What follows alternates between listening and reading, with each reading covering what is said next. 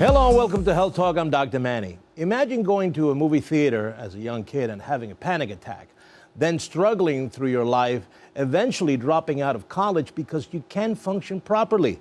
That's what happened to my guest today, who was finally diagnosed with bipolar 2 at the age of 36. He had signs his whole life, but no one could pinpoint his disease. Joining me now is food writer David Leite. He's the author of Notes on a Banana and a Memoir of Food, Love, and Manic Depression. Heck of a title. I know, isn't Welcome. it? I mean, really, heck of a title. Thank Notes you. on a Banana. I love it.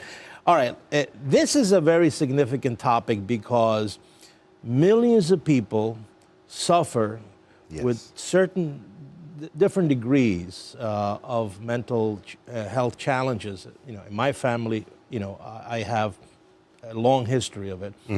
But you talk about bipolar disorder, but you like to call it manic depression. I do. Why is that?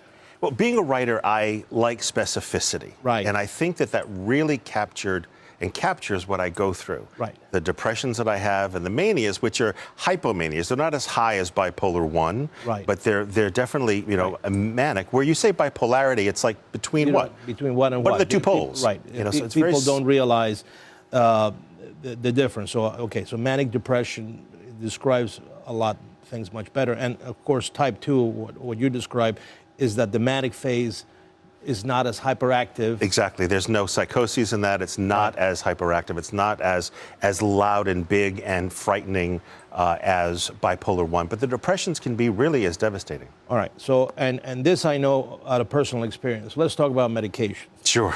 So in the intro, I said, well, you had it as a kid, you know, all these challenges in your life. At 36, you get diagnosed. Sure. Tell me the story of the medications. Okay.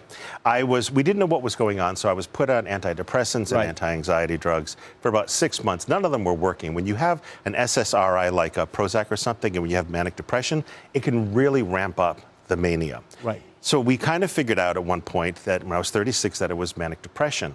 It took 4 years to find the right combination. Right. And that was a very long 4 years because I thought I spent all of my life getting to this point, figuring out what it was, another 4 years to get to a point where I was feeling well. Right. Now, when you say it took 4 years, did you, because I have gone through this with family members where they have this type of disease, this manic depression, and when they go see a psychiatrist or any kind of mental health professional, say, oh, you're depressed, we're going to give you SSRIs. Right. And they don't pick up on the manic phases of their behavior. So did you try, I know you tried different medications, was it with the same team, or did you find a team of health professionals that said, no, this is what you have, and this is how we have to tackle it?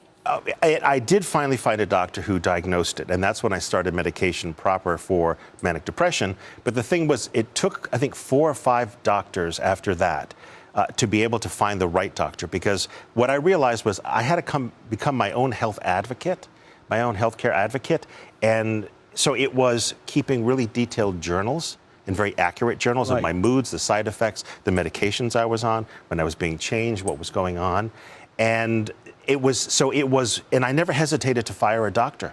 If I felt that a doctor really wasn't a partner of mine, really wasn't as curious about my case as I was, I would fire that doctor and move on to another doctor. So is that one of the lessons in your book? Because that's a very good lesson. In other words, you know that you're dealing with this mental health issue. You know you're going to a health professional. You know you're trying all these meds, but you're keeping a diary of effects. You know, I see changes, I'm going in the right, and that helps you, I guess, in this quest of finding the right cure. It did. For me, it was very useful, and also never giving up, because finding that doctor or doctors who would help me. Right. And some people just feel that when they're given medication, that they just take it and that's it. They don't feel they can challenge. Right. And it's important to be vocal with your doctors. And I think that's a great lesson, and people that want to learn more about this, That's a very important point to take home.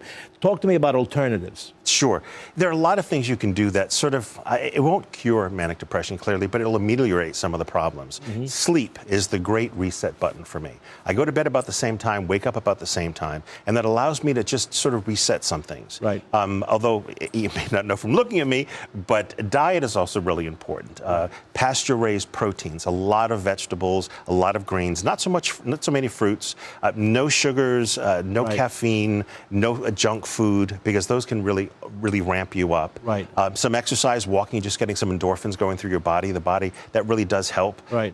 Meditation was also very helpful for me at different times through the process. But I think one of the biggest ones right up there with sleep is finding a therapist who understands the illness, and it doesn't have to be a medical doctor. A little talk therapy. Yes, because I like talk therapy a lot. The impact this has on your life. Now, the drugs will take care of a lot of the misfirings in your brain with the neurotransmitters, but the impact on your life, the interpersonal impact that this has, you have to understand that. You need to learn how to cope. Right. And a good therapist can help you cope for optimal living. I totally agree with you. I think talk therapy in the midst of all of this, which is hard to find. It is very good quality talk therapy is important.